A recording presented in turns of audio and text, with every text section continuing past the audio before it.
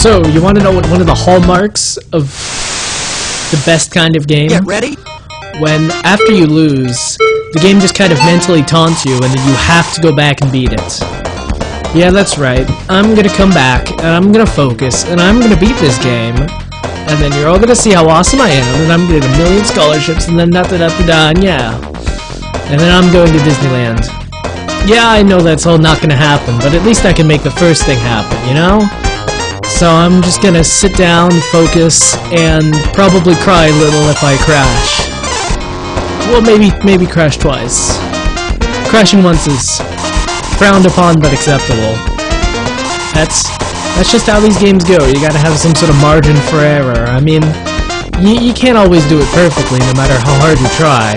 Or if you do it perfectly, it's after years and years of hard, intense focus and practice and going for it and trying harder and then losing and then winning again and then losing, but then sort of making it to the end and then losing in the end. I'm not entirely sure where that went, but the point is, don't expect perfection, expect success. Checkpoint! Actually, have you ever noticed that some of these vehicles are like Jeeps? What the heck are Jeeps doing out on the highway? And why are Jeeps going like 60? Also, have you looked at the speedo? I haven't checked it recently, and I can't now because I'm paying so much attention you don't even know. But I'm pretty sure it tops out at like imaginary speeds. I mean, as a kid, how am I supposed to know how good those speeds are or not? But nowadays, it's just kind of laughable because I actually understand how fast those speeds are. I don't know. There are a lot of things you take for granted as a kid. Like, speeds of cars. I mean, if someone told you a car travels at 400 miles per hour, you're like, that seems legit. But nowadays, you say someone tells you a car travels at 400 miles per hour, you're like, no, that's impossible. Oh, yeah.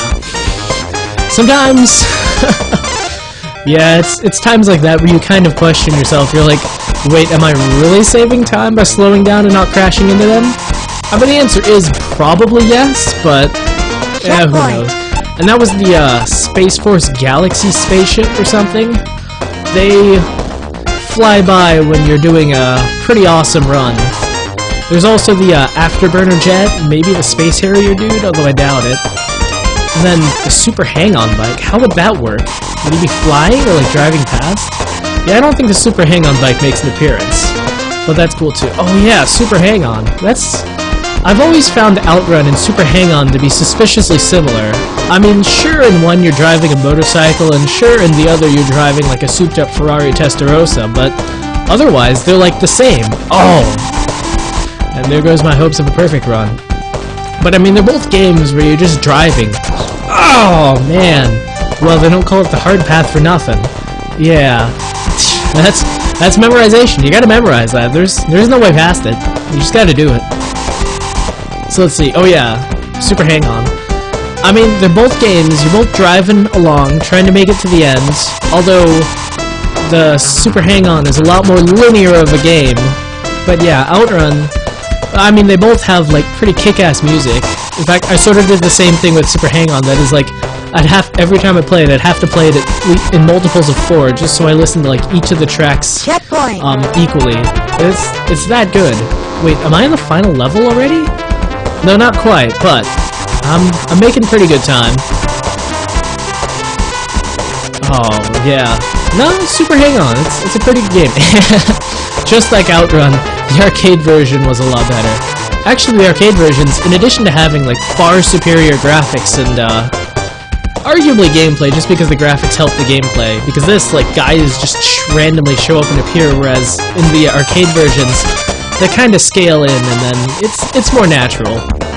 But then the arcade machines, they also had, like, the driving wheel, and then also the Super Hang-On one. I mean, you're driving, like, a motorcycle, so it's got, like, a plastic motorcycle that you kind of move left, and you can kind of lean left and right, and then you're doing the Super Hang-On way. Alright, so that's 2 crashes, and I know I promised you guys that I'll cry, but I'm gonna keep the tears inside me now, and I'm just gonna finish the game. So let's take it. And now that I said I won't cry, I'm gonna cry. Not quite. See, because now I said that I won't cry. I'm not gonna cry.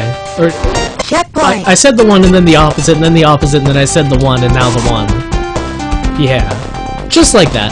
So, we're flying along and we're playing a high-stakes game. I mean, any slip-ups could mean that I lose.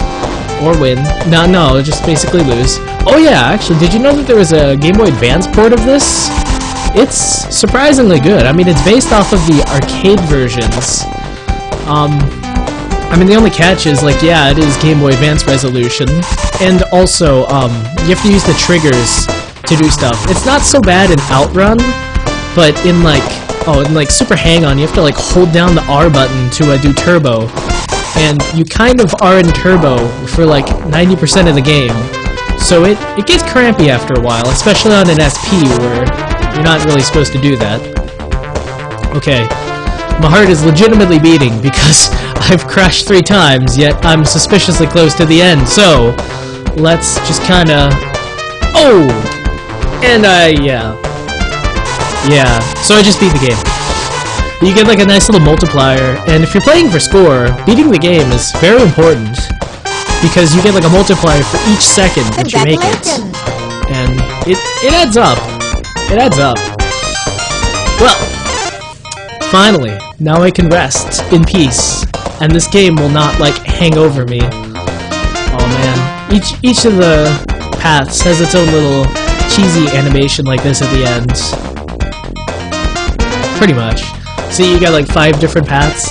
Not for each different permutation, like if you go right, left, or left, right, it's the same ending. It's a different path, and arguably one's harder than the other. And I mean, sure, I'd love someday to just go through and do all the paths of Outrun, but if you thought those last 3 episodes were maybe a little bit repetitive, well, what do you think all of them would be? Because let's see, you have 2 times 3 is 6, times 4 is 24, times 5 is... 24 times 5.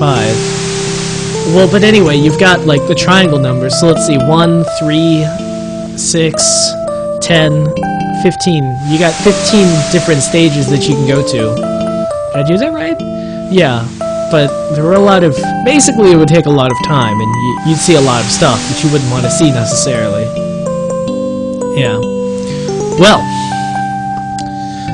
I believe that ends that, at least for now. So, it was a nice little thing. It's nice to just, like, ease into this whole LPing thing.